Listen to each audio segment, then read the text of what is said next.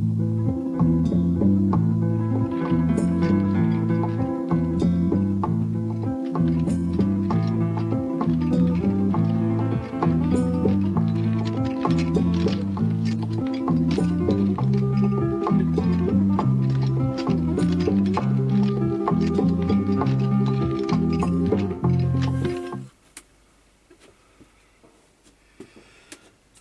guys, Charlie Tango 1 coming at you here with a completely different video. I've had another order for these game holders, which is what this item is here. This is just the paperwork, bit scruffy, etc., but that's the eventual shape it should be. I do, well, bear with me, I do the doubles,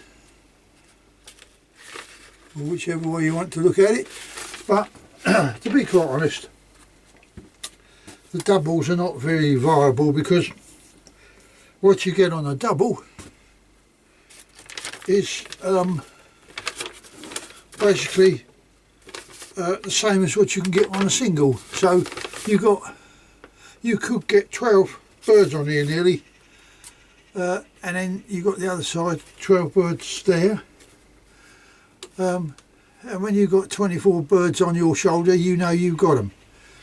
Anyway, so he's ordered a slip collar and lead, and he would like to have a game holder as well. So that's me pattern that I work to. You'll be pleased to know you won't be looking at my ugly face this morning. So without further ado, here we go. Thank you all very much for your comments.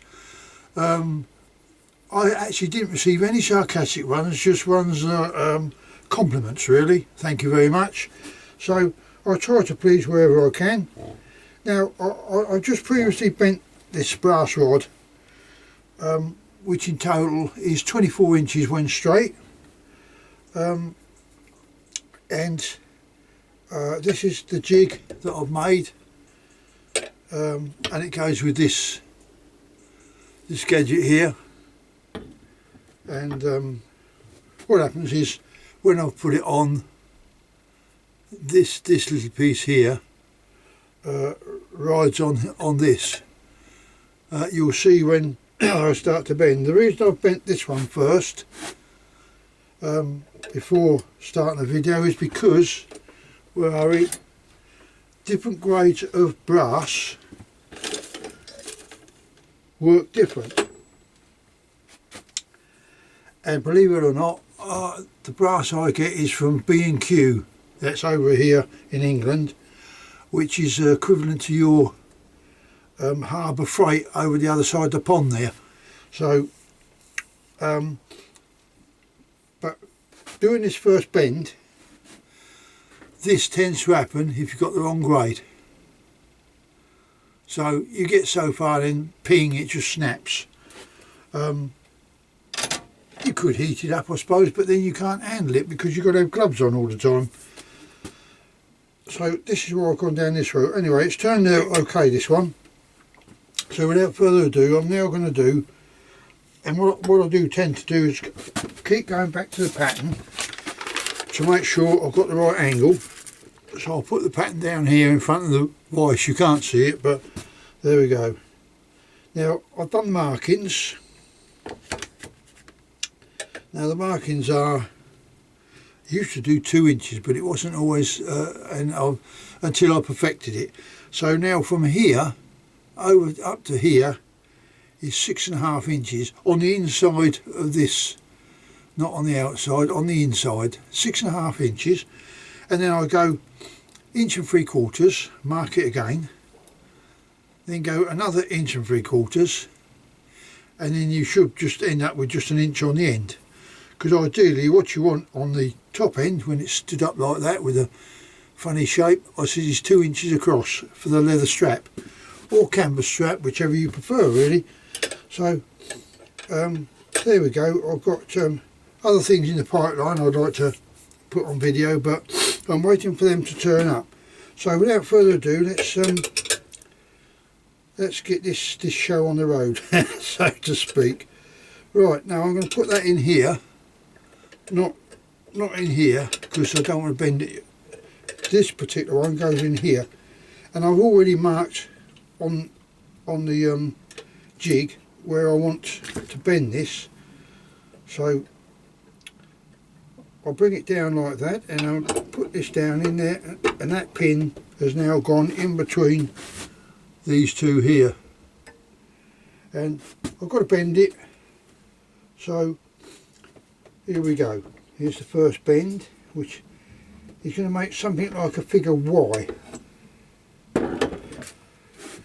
Check it against the pattern. God, I'm good, aren't I? Hey, that's bang on, that one. I'll show you if you don't believe me. Here, see? Right, bang on.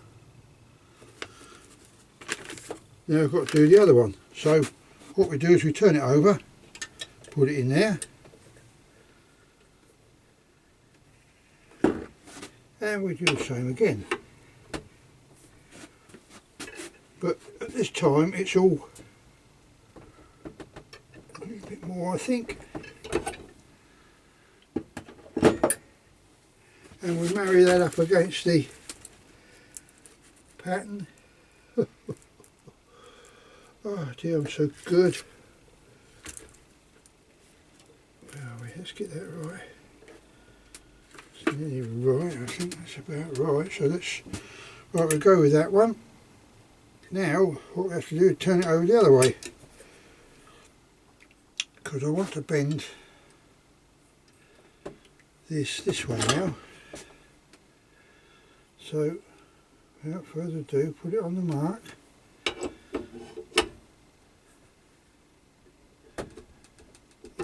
It. Now this is where you've got to try and keep this flat, you know, otherwise it's going to get distorted. This wants to be kept as flat as possible in comparison to the jig. So we're going to now bend that one round this way, and we're going to get this piece here bang in line with this piece here. So it's all by the eye, really. See what I mean? So that wants a little bit more, doesn't it? We can see that.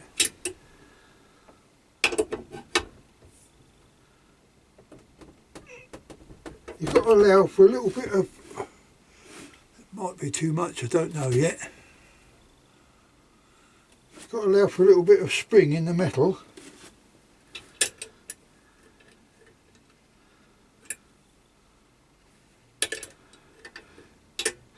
And of course the other thing is, let's just bend this one so that we know where we're at then.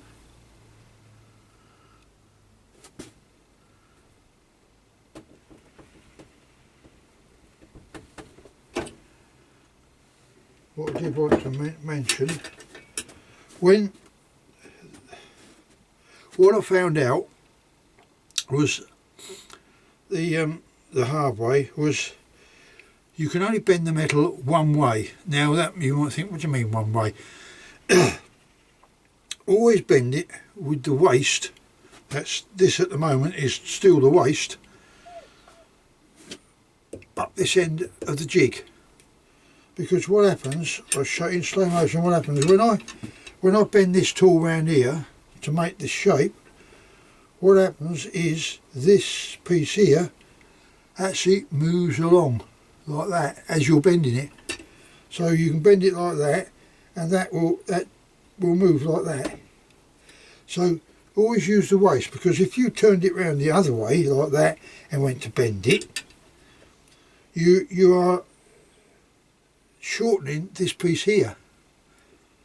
You think you're getting the right measurement there of 1 3/4 inches, but you're not, because you're stealing it from the piece that you finished. So that's the finished size there now. So I always work from left to right on the jig. Now all that remains now is to line this up to make sure that it's somewhere near right. Where are we? Let's put that on there. It's got to go in quite a bit now, that piece. So let's just work that out. It's going to go in there. Right, so this piece has got to come round here, and this one's got to come round here. So I'm going to bend that one in a little bit more.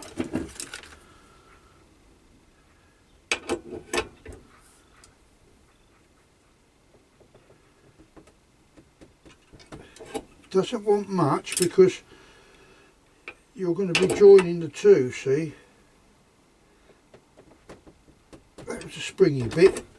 Now it's brought it in a little bit more, hasn't it? You see? Yeah, I'll leave that. I was going to telephoto the camera out a bit, like, but if I do that, you can't quite see what I'm doing, so to speak. Now all that remains is I've got to bend this piece. That's got to be bent in there, and this piece has got to be in there. And theoretically speaking, bear with me, stick of inches, we should have somewhere near 2 inches there. Oh, look at this, look, let's do it up the right way so you can see. On those 2 marks that I'm going to bend in, just over 2 inches. Oh, but it won't be, because by the time I bend that in and bend that in, it'll be bang on 2 inches thereabouts. So I'm so good, and I. Right, now, as I say, it's a single game holder. You can get quite a few pheasants on this piece here, quite a few. So without further ado, let's have an attempt. I'm going to have to cut off the waist. I realise that, but I'll spare you that time because it's, you know, it's not rocket science. I'm just going to take the jig out of the vise. Then I should put the waste piece of material in the vise and saw it off to where it should be. So I finish up when I've bent these, so it finishes up with a 2-inch gap. So let's have a go without further ado. You don't want to bend these too far, because you can soon mess it up if you're not careful.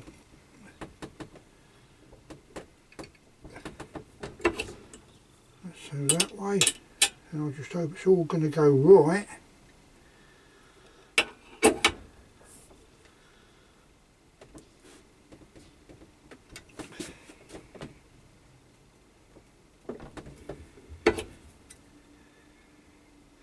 See, now eventually, you see that? Eventually that's gonna, I'm trying to make sure I get it, got to bend it, but I've got to keep doing it alternately so that I get it right, and then whatever it comes out near that 2 inches, let's just check the size again. Yeah, I'm still, that's the 2-inch mark where my thumbnail is, and there's the gap, see? So I'm still getting closer. I'm going to bend this one in now a little bit more.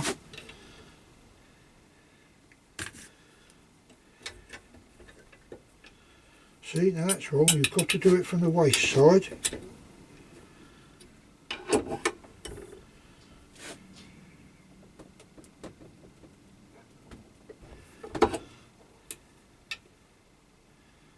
Sit in this one.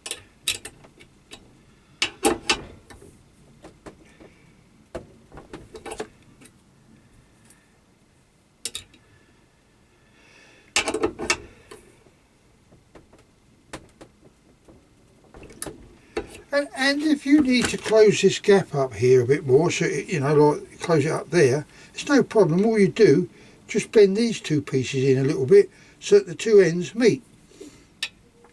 So we're looking at, yeah, nearly 2 inches. So I may just turn these 2 pieces in a minute. But I want to get this right first and see where the finished size ends up. So we're going to go in there a little bit more.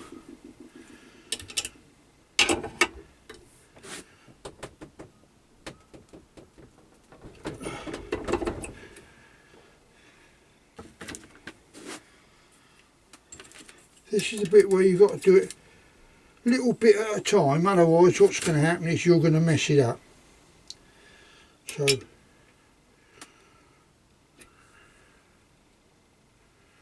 I reckon I'll just touch that like that. Yeah, it's going to be there, isn't it? That's alright, I can do that. Let's just move it in a little bit. Alright, I talk to myself here. Sorry about that, people. I'm just going to go a bit more. You can feel the spring bit.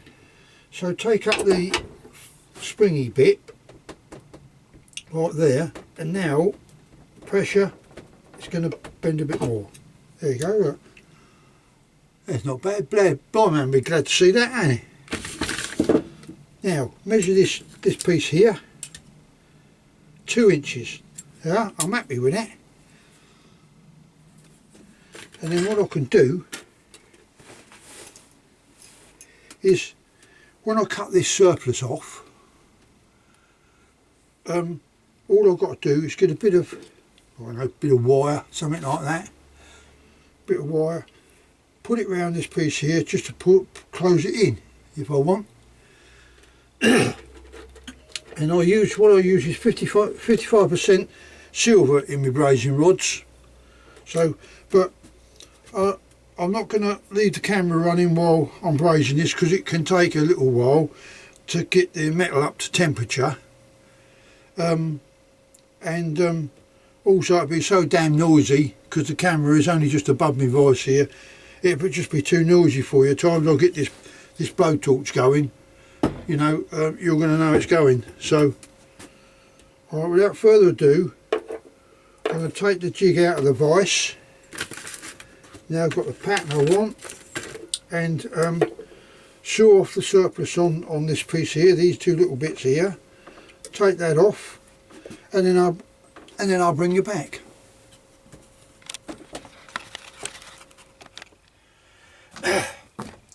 Yeah, bringing you back. Now there, that's it all completed, all done, all brazed up, finished now. Okay, so I cut off a leather, 2-inch wide leather strip earlier. I done it yesterday, done a little bit of tooling on it. I've just put some glue on here. I'm just going to let it go off. Bear with me, I just put the blower on for a minute, heat gun, just to cool it off.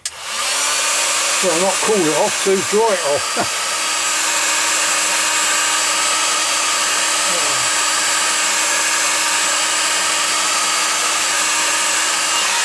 And since doing this order, last night I had another 2 orders. One for a little Crocker slip lead, which is a slightly thinner one, and one for a Springer. Right, now what I do is I'm turning this over. This is 4 inches here, but where are we? No, in here, yeah. So it's 2 inches. So I've already marked it. So I'm just pushing it down now, and I don't really want to put rivets in it. I mean, to me it just doesn't look right, rivets, but there you go. So what I've done is let's get this done up first.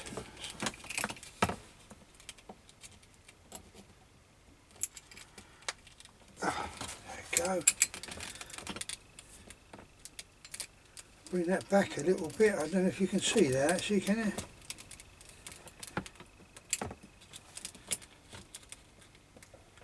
That's it, that's that one. All I've done is I've clamped it down so I can keep the glue tight up, glue it tight up against that.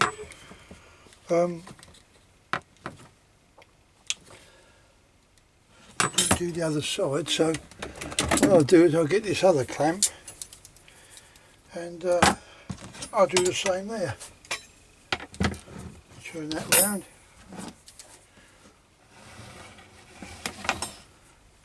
Bring it down in camera shot. Close this up. I don't know what it's supposed to be, but let's have a look, see what we've got here. Oh, no, do it a little bit tighter. That's it, I might do it.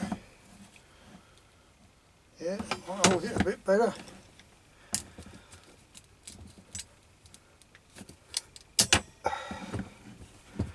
That's it, so that's got that tight in there.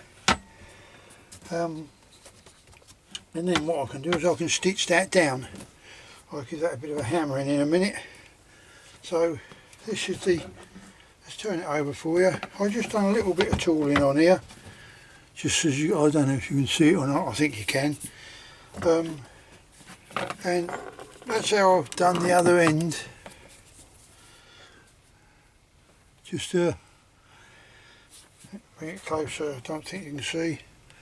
Just put stag's head on that end, like, you know, that's just me.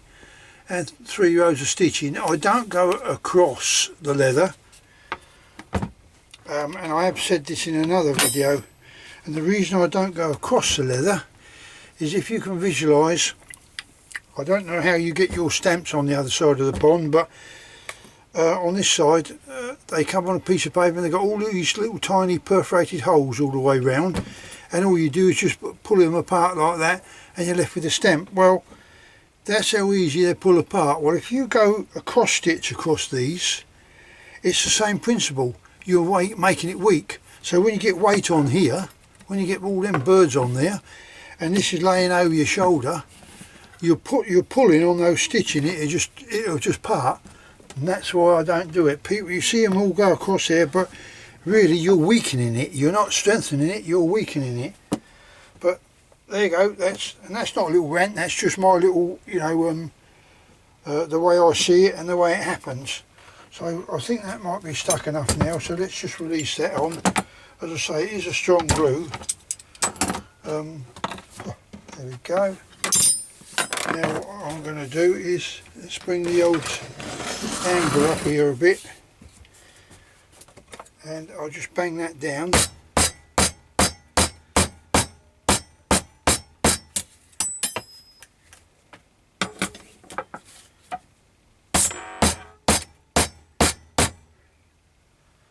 Right, that's that. Right, now if you bear with me, I'll stitch that, and we go from there. Let's just put this little stitch hole here so we know we got it. Oh, I think I have actually, if I bear in mind. I've already put stitch holes here so I know where I'm at. That's it, got 1, 2, 3 there. So I won't bore you with the last bit waiting for that stitching, but technically there you go. One oh,